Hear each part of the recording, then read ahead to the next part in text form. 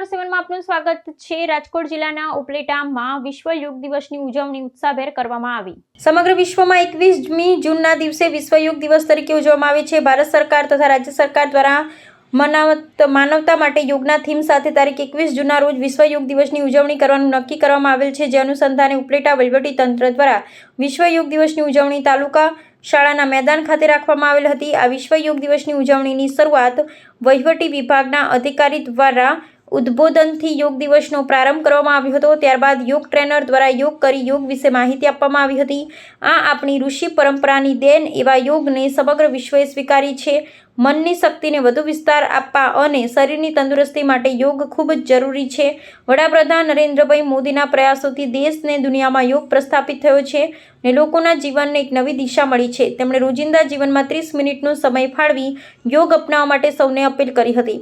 આ તકે વહીવટી વિભાગ દ્વારા યોગ દિવસની ઉજવણીમાં ઉપસ્થિત ધારાસભ્ય મહેન્દ્રભાઈ પાડલિયા, ભાજપ પ્રમુખ દીપકભાઈ સુવા, તાલુકા પંચાયત પ્રમુખ રવિભાઈ વિરડા, કેડી ભેડા, નગરપાલિકા પ્રમુખ વર્ષાબેન ગજેરા, ઉપપ્રમુખ જિજ્ઞાબેન વ્યાસ, જિલ્લા ભાજપના જયેશભાઈ ત્રિવેદી, નરસિંહભાઈ મુગલપરા, હરિભાઈ ઠુમ્મર, મામલતદાર નિખિલભાઈ મહેતા સહિતના અધિકારીઓ, રાજકીય, સામાજિક, ધાર્મિક, સેવાકીય સંસ્થાઓના હોદ્દેદારો, વેપારીઓ, જુદી જુદી શાળા કોલેજના પ્રોફેસર, શિક્ષકો, વિદ્યાર્થી ભાઈઓ બહેનો, નગરપાલિકા સદસ્યો, મોટી સંખ્યામાં આગેવાનો સહિત મહાનુભાવો તેમજ મોટી સંખ્યામાં લોકોએ ભાગ લીધો હતો।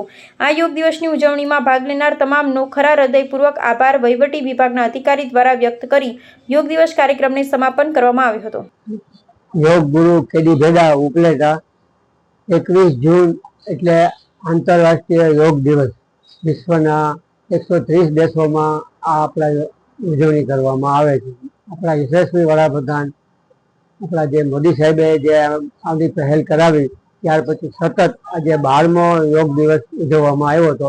ઉપલેટા તાલુકા શાળાના ટાવરવાડી સ્કૂલની અંદર પ્રશાસન મામલતદાર સાહેબ દ્વારા એનું ખૂબ મોટો પાયે આયોજન કરવામાં આવ્યું હતું, જેની અંદર ધારાસભ્ય શ્રી પાડલિયા સાહેબ અને મામલતદાર સાહેબ તથા તાલુકા નગરપાલિકાના પ્રમુખ શ્રી વર્ષાબેન ગજેરા અને આર્ટ ઓફ લિવિંગ પતંજલિ અને બીજા અનેક સંસ્થાઓની અંદર ભાગ લીધો હતો અને એની અંદર દરેકે ઉત્સાહભેર ભાગ લઈ અને આખી પ્રોટોકોલ વડાપ્રધાનનું ભાષણ તથા આપણા ચીફ મિનિસ્ટરનું ભાષણ, એ સિવાય શુભેન્દુ બાંગ્લાદેશના ચીફ મિનિસ્ટર અને અનેક મહાનુભાવોએ પોતાની વાણી વ્યક્ત કરી હતી। આ રીતે અમે બધાએ ખૂબ સરસ રીતે એનું આયોજન કર્યું હતું।